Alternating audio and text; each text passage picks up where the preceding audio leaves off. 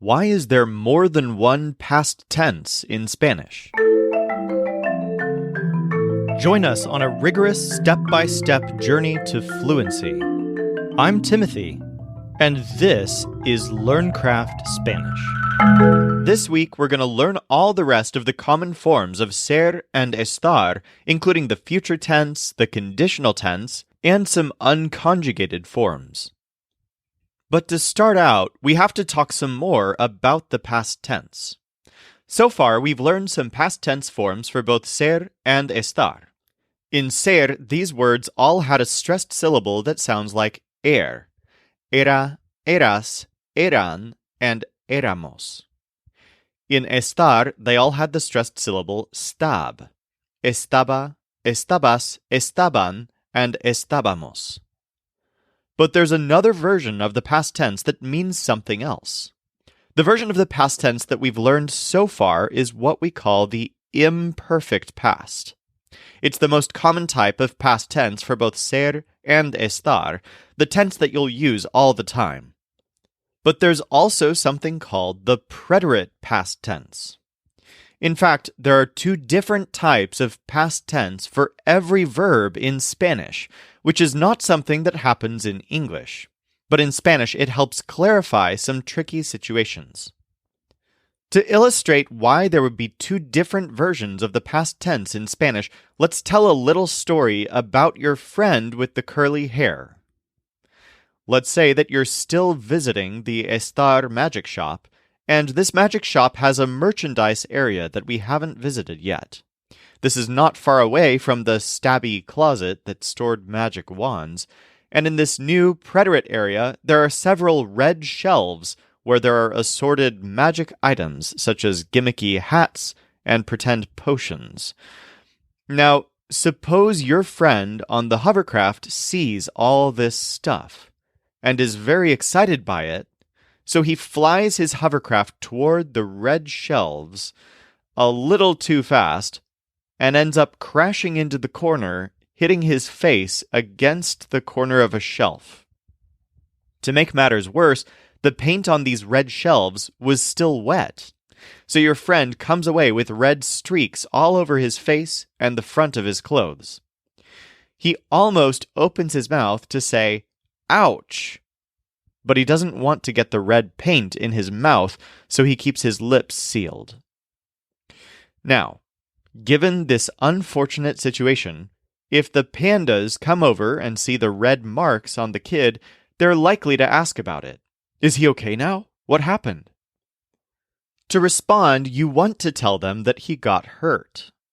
But imagine that there are two different things you could say. Option 1, the kid was hurting. This almost makes it sound like the kid didn't get hurt at the store, but instead he was already hurting before you entered the store. That's not quite true. Option 2, the kid got hurt. Aha! This indicates an event, something that happened while you were shopping. Compare the kid got hurt to the kid was hurting. It's clear that option 2 is a more accurate description of what happened. But there's a problem. Spanish doesn't really have a word for got. This word doesn't really have a proper translation from English into Spanish at all. Instead, in Spanish, here are two ways of saying that the kid was hurt. First, you can say, the kid was hurt, using the imperfect tense. Second, you can say, the kid was hurt, using the preterite tense. So the thing is, the imperfect tense means that something was going on in general, and that's the version we've already learned.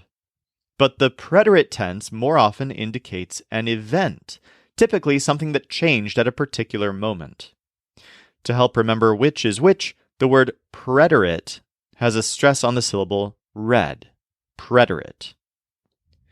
In Spanish, you can choose one of these two tenses to help clarify whether something was the case in the general past or whether it was a specific, finite event.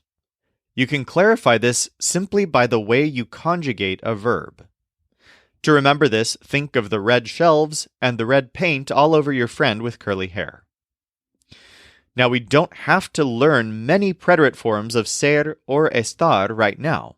Both of these verbs typically aren't considered events most of the time.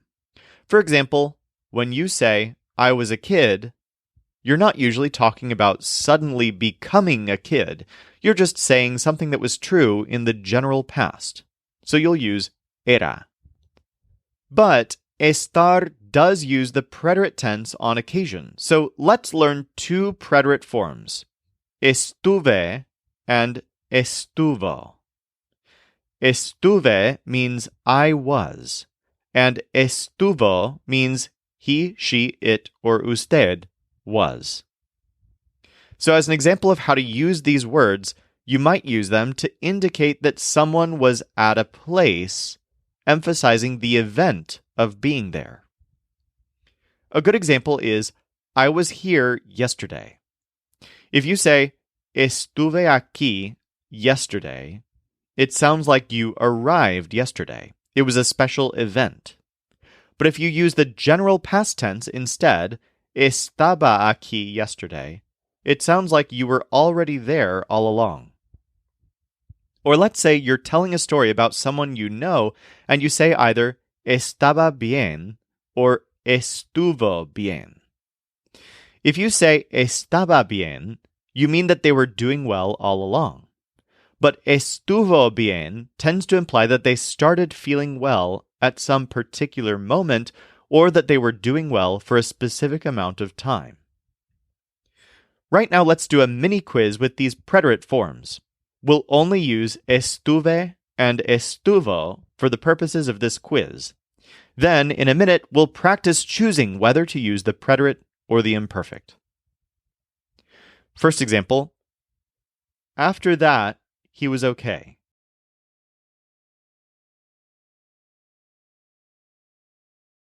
After eso, él estuvo bien. Después de eso, él estuvo bien. I was at the place for 2 hours.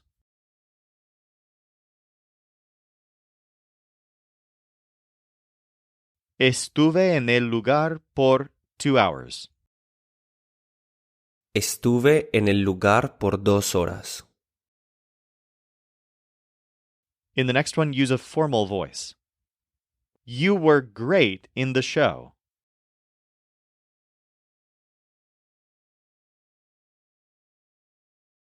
Usted estuvo great en the show. Usted estuvo genial en el show. Now we're going to start quizzing whether to use the preterite or the imperfect. And this is something that really gives many students a lot of difficulty. One way that might be helpful to think about it in general is, imagine that you're telling a story about some time in the past. And at first, you're setting the scene, showing the general state of things before anything starts happening. That's the imperfect past tense. Then, events start happening at defined moments in time. That's the preterite tense. One easy hint is that if a sentence includes a specific moment or duration of time, you'll normally use the preterite tense. But if you're talking about anything that has a longer duration than the story, you'll use the imperfect tense. Let's go ahead and try this with today's quiz. In the first one, our friend is feminine. Our friend was better after that.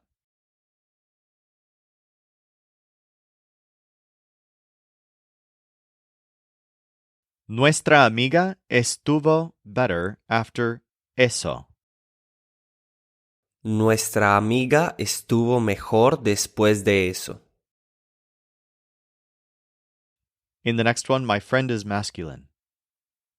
How good that you are my friend.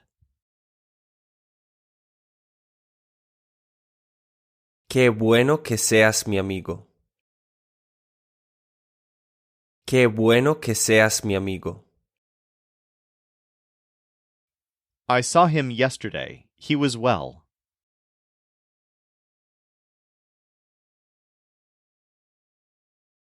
Lo I saw yesterday. Estaba bien. Lo vi ayer. Estaba bien. In the next one, the speaker is masculine. I was a kid when that happened.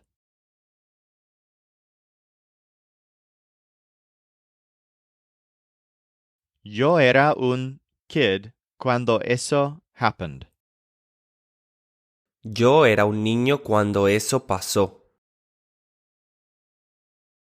I was here for 2 days with the boy.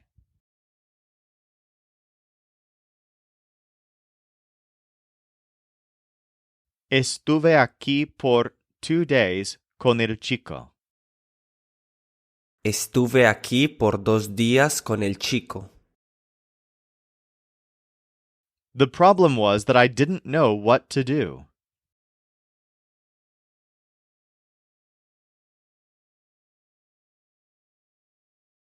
The problem era que no I knew qué to do. El problema era que no sabía qué hacer. In the next one, everyone is feminine. The one that was here today was my friend.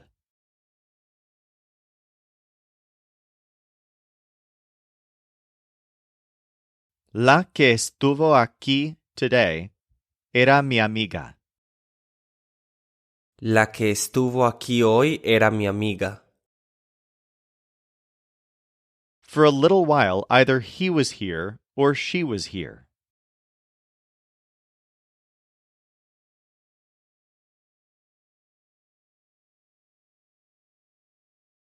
Por a little while, o él estuvo aquí o ella estuvo aquí.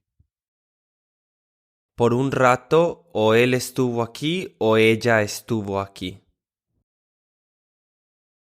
But I was fine when she got here.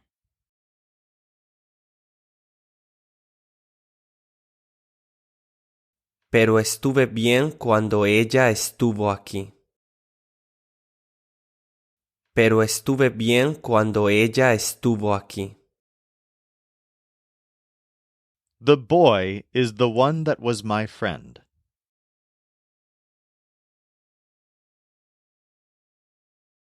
El chico es el que era mi amigo.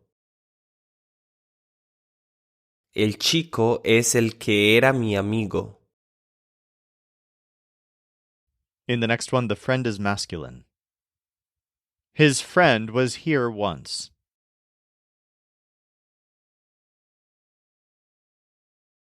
Su amigo estuvo aquí once. Su amigo estuvo aquí una vez. The girl, the one that I know, was not here.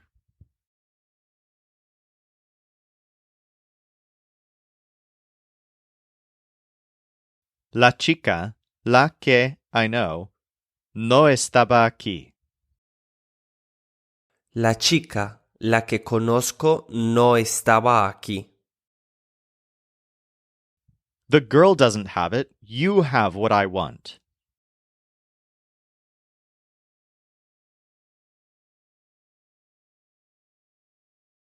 La chica no lo has. Tú have lo que I want. La chica no lo tiene. Tú tienes lo que quiero. In this one, everyone is feminine. I was with your friends for a few hours.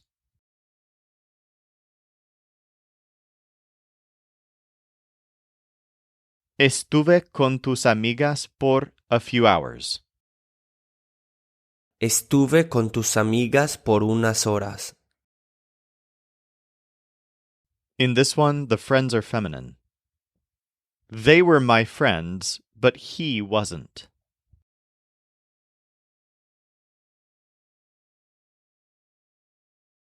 Ellas eran mis amigas, pero él no lo era. Ellas eran mis amigas, pero él no lo era. That's why I was at your house this afternoon.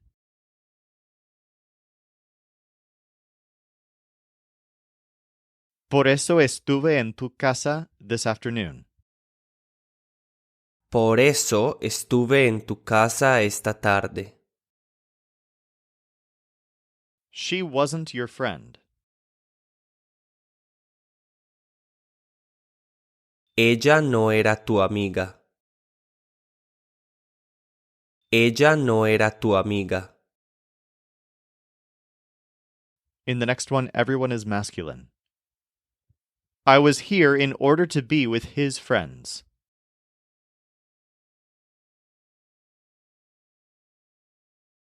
Estuve aquí para estar con sus amigos. Estuve aquí para estar con sus amigos. The good thing is that you were a good girl.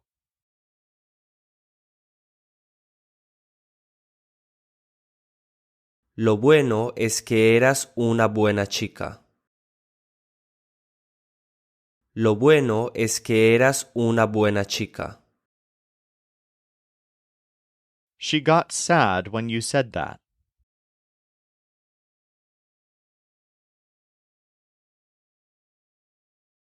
Ella estuvo sad cuando you said eso. Ella estuvo triste cuando dijiste eso. In the next one, everyone is feminine. I was here when we were here.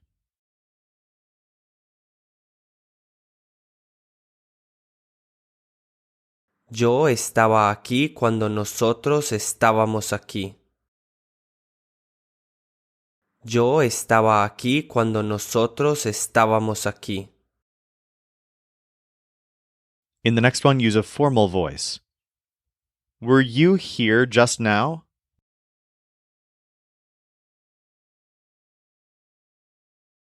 ¿Estuvo usted aquí just now? ¿Estuvo usted aquí hace un momento? I want them to be in a good place.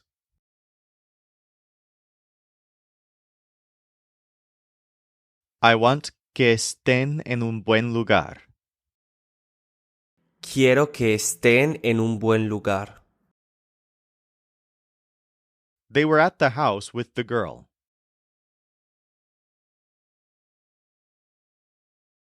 Estaban en la casa con la chica. Estaban en la casa con la chica. We weren't there with those guys.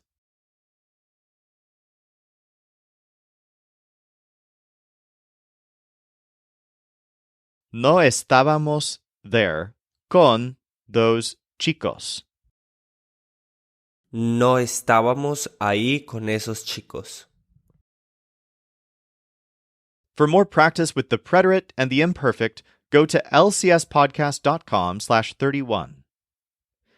This show is brought to you by LearnCraftSpanish.com.